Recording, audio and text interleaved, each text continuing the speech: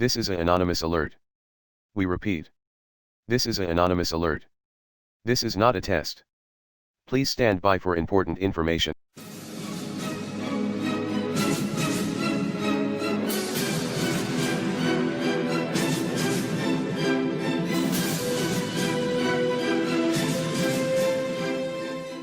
This is an anonymous alert.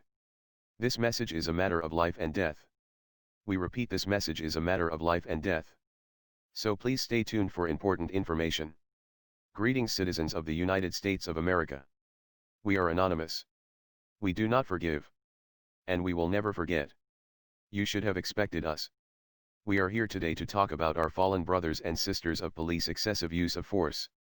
Or to use a more honest term, our murdered brothers and sisters. We have all watched these cases roll by. With no real convictions or any kind of accountability for the most part. But more important, in case after heartbreaking case we see no justice. We all want justice when and where it's due. But in case after case there's really no justice when justice is due.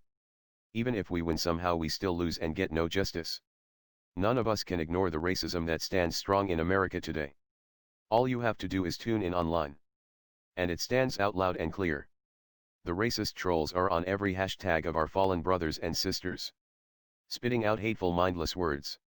Just to make themselves feel a little better about their own sad little lives. They use hate to blind theirself to their own ill fate. It's beyond words, but in 2016 we even have political candidates spreading racist rhetoric online.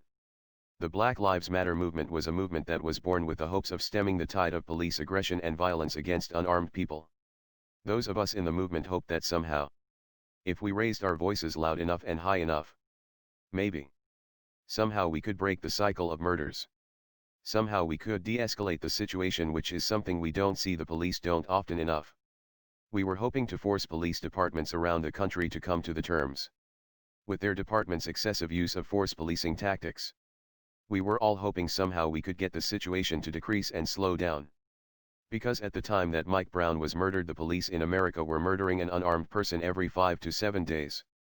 But to our horror, as we can see now, the police have not slowed down at all. As a matter of fact, they have escalated their killing and murderous ways to a horrifying rate. To a point at which now police are murdering an unarmed person every other day almost in America. The list of names is long and heartbreaking.